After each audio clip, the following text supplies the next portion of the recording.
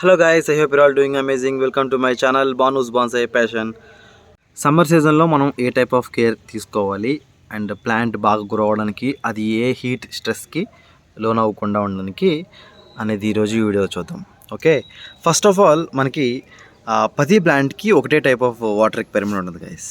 For example ఇక్కడ మీరు చూసినట్టయితే ఇక్కడ ఇది మీరు చూస్తుంది ఎడానియం ప్లాంట్. ఓకే, దీనికి ఉండే వాటర్ రిక్వైర్మెంట్ ఒకలా ఉంటుంది. ఇక్కడ ఉండే ఈ ఫైకస్కి ఉన్న వాటర్ రిక్వైర్మెంట్ ఒకలా ఉంటుంది.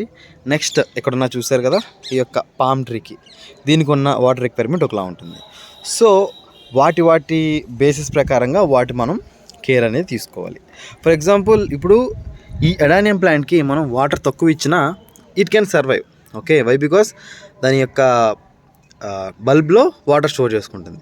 బట్ ఇక్కడున్న ఈ ఫైకస్ ప్లాంట్కి వాటర్ రిక్వైర్మెంట్ చాలా ఎక్కువ. సో వీటి తగ్గట్టు వీటికి ఇవ్వాలి. అంటే అలా అని ఓవర్ వాటరింగ్ ఇప్పుడు ఈ ప్లాంట్కి ఇస్తే దీనికి రూట్ రాట్ వచ్చే ప్రమాదం ఉంటుంది. అలా అని వాటర్ తక్కువ దీనికి ఇస్తే, సో దానికి తగ్గట్టుగా ఆ ప్లాంట్కి మనం వాటర్ రిక్వైర్మెంట్ అనేది ఇవ్వాలి. That is the first point. సమ్మర్లో మనం జనరల్గా చేసేది ఏంటంటే ఎక్కువ వాటరింగ్ చేస్తూ ఉంటాం, రైట్? సో ఎక్కువ వాటరింగ్ చేయడం వల్ల ఏంటంటే ఒక్కొక్కసారి సమ్మర్లో కూడా ఇలాంటి ప్లాంట్స్కి, మెయిన్గా అడానియం ప్లాంట్స్కి రూట్ అవుట్ వచ్చే ప్రమాదం ఉంటుంది. ఓకే, ఇలా బల్బ్ అనేది కుళ్ళిపోయి చనిపోయే ప్రమాదం కూడా ఉంటుంది. సో అవాయిడ్ ఓవర్ వాటరింగ్ అనేది కంప్లీట్గా అవాయిడ్ చేయండి. ఓకే, జస్ట్ ఒక 24 అవర్స్కి ఒకసారి దానికి, అంటే డేలో 1 టైం, మార్నింగ్ కానీ ఈవినింగ్ కానీ. అలా అని మనకి ఇప్పుడు పడితే అప్పుడు మధ్యాహ్నం కానీ వాటరింగ్ చేస్తే ప్లాంట్స్ సఫికేట్ అయిపోయి చనిపోయే ప్రమాదం ఉంది. ఓకే, అండ్ నెక్స్ట్ ఇంకోటి ఏంటంటే సో ఇలాంటి టైప్ ఆఫ్ ప్లాంట్స్, లీఫ్ పల్చగా ఉండి కొంచెం లైక్ ఈ టైపు ఉండే ప్లాంట్స్కి కూడా వాటర్ రిక్వైర్మెంట్ కొంచెం ఈ టైంలో ఎక్కువ ఉంటుంది. సో వీటితో కాకుండా వీటికి సెపరేట్గా మనం కొంచెం ఎక్కువ వాటరింగ్ అనేది చేసుకుంటూ ఉండాలి. అంటే ద ప్లాంట్ బట్టి దానికి మనకు వాటరింగ్ ఇవ్వాలి, ఏ సీజన్లో అయినా సరే. అండ్ నెక్స్ట్ ఇప్పుడు పాయింట్ వచ్చేసి, మీరు ఎప్పుడు పడితే అప్పుడు వాటర్ ఇవ్వడం ఈ సమ్మర్లో మంచిది కాదు గైస్.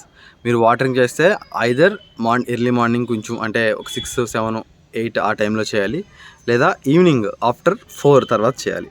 ఎందుకంటే టెంపరేచర్స్ అనేవి అప్పుడు కొంచెం నార్మల్గా ఉంటాయి కాబట్టి. వై? బికాస్ బాగా టెంపరేచర్ ఉన్నప్పుడు వాటరింగ్ చేస్తే ప్లాంట్స్ అనేవి కొంచెం సఫికేట్ అయ్యి చనిపోయే ప్రమాదం ఉంటుంది. ఓకే, ఈ టైప్ ఆఫ్ పైన్ స్పీసీస్ ఏంటంటే వాటర్ తక్కువైతే షాక్లోకి వెళ్ళిపోతాయి, వెంటనే ఇట్లాగా మనకి డ్రై లీవ్స్ అనేవి వచ్చేస్తాయి. సో ఈ కైండ్ ఆఫ్ ప్లాంట్స్ని కొంచెం మనం ఇంకా ఎక్స్ట్రా కేర్ తీసుకోవాలి. లైక్ ఎక్స్ట్రా కేర్ అంటే ఏంటంటే మనకి గ్రౌండ్ లెవెల్లో, అంటే వాటి రూట్ లెవెల్ రీజన్లో కొంచెం మల్చింగ్ చేసుకోవడం. ఫర్ ఎగ్జాంపుల్ ఇక్కడ మీరు చూసినట్టయితే ఈ ప్లాంట్ నేను మల్చింగ్ చేశాను, అంటే ఒక 3 మెటీరియల్స్తో మల్చింగ్ చేసుకున్నాను. ఇలా మల్చింగ్ చేయడం వల్ల ఏమైందంటే వాటర్ అనేది ఎవాపరేట్ అవ్వకుండా ఇక్కడ ఈ రీజన్లో స్టోర్ అయ్యి దానికి కావాల్సిన టైంలో మనం వాటరింగ్ అనేది అది ఇక్కడ నుంచి తీసుకోవడానికి బాగుంటుంది. అంటే ఈ రీజన్లో వాటర్ డ్రై అయిపోయినా సరే ఈ రీజన్ నుంచి వచ్చి అది వాటర్ తీసుకుంటుంది.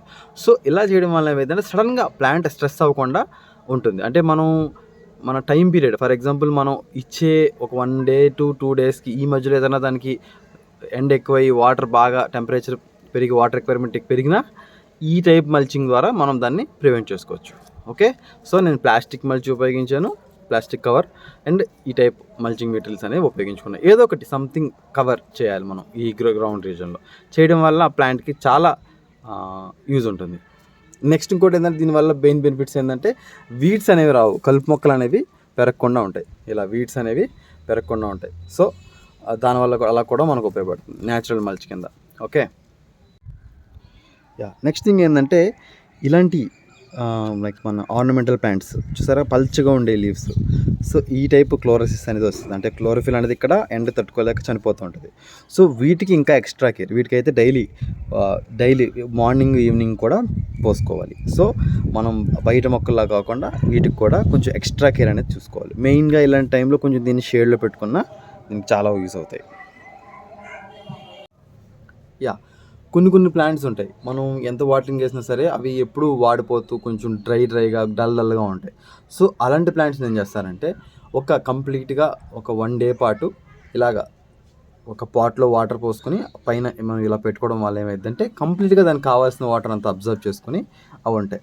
ఆ తర్వాత దాన్ని లైక్ బయట పెట్టి మళ్ళీ ఇంకొక 1 డేకి, అంటే ఆల్టర్నేట్ డేస్లో ఒక 1 డే మనం దీంట్లో పెడితే 1 డే బయట, అలా ఆల్టర్నేట్ డేస్లో దాన్ని షిఫ్ట్ చేసుకోవడం వల్ల ప్లాంట్ అనేది ఏంటంటే సడన్గా స్ట్రెస్ గురయ్యి చనిపోకుండా ఉంటుంది. చూసారు కదా, ఈ ప్లాంట్ని మనం లైక్ రీసెంట్గానే అది కొంచెం స్ట్రెస్ గురైంది. సో దాన్ని ఈ టైప్ ఆఫ్ కేరింగ్ తీసుకుంటున్నాం.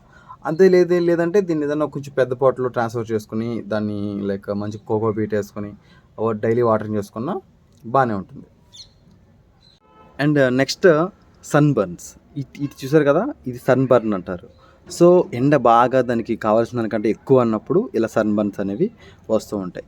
సో మెయిన్గా ఇది ఇప్పుడు మీరు చూసినట్టయితే రోజ్ ప్లాంట్. సో ఇలాంటి రోజ్ ప్లాంట్ సన్ బర్న్ అయినప్పుడు మనం ఏదన్నా ఒక పెద్ద ప్లాంట్స్ ఉంటాయి కదా, దాని యొక్క నీడలో వీటిని మనం పెట్టుకున్నట్టయితే వాటికి సన్ బర్న్స్ వచ్చి అవి గ్రోయింగ్ అనేది బాగా ఉంటుంది. ఈ టైప్లో మనం చేసుకోవాలి.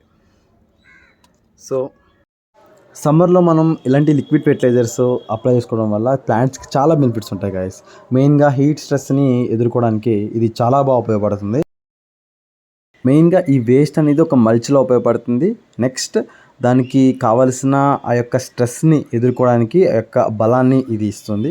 దీంట్లో మనం కొంచెం మన యూరియా కానీ డిఏపి కానీ ఇలాంటి ఫెర్టిలైజర్స్ కలుపుకొని ఇవ్వడం వల్ల కూడా చాలా బెనిఫిట్స్ ఉంటాయి ప్లాంట్స్కి. సో సమ్మర్లో మీరు ఇలాంటి రెగ్యులర్గా మీరు లిక్విడ్ ఫెర్టిలైజర్ ఇవ్వడం వల్ల చాలా బాగా ప్లాంట్స్ గ్రో అవుతాయి. కొన్ని ప్లాంట్స్ని మనం ఎంత కేర్ తీసుకున్నా, ఎంత వాటర్ పోసినా సరే ఇలా టైపు డ్రైయింగ్ అనేది వస్తూ ఉంటాయి. But that is no problem, not issue. Drying కాకుండా న్యూ గ్రోత్ ఎలా ఉంది, ప్లాంట్ అనేది బాగా గ్రో అవుతుందా లేదా, కొత్త గ్రోత్ అనేది బాగుందా లేదా అనేది మనం చూసుకోవాలి.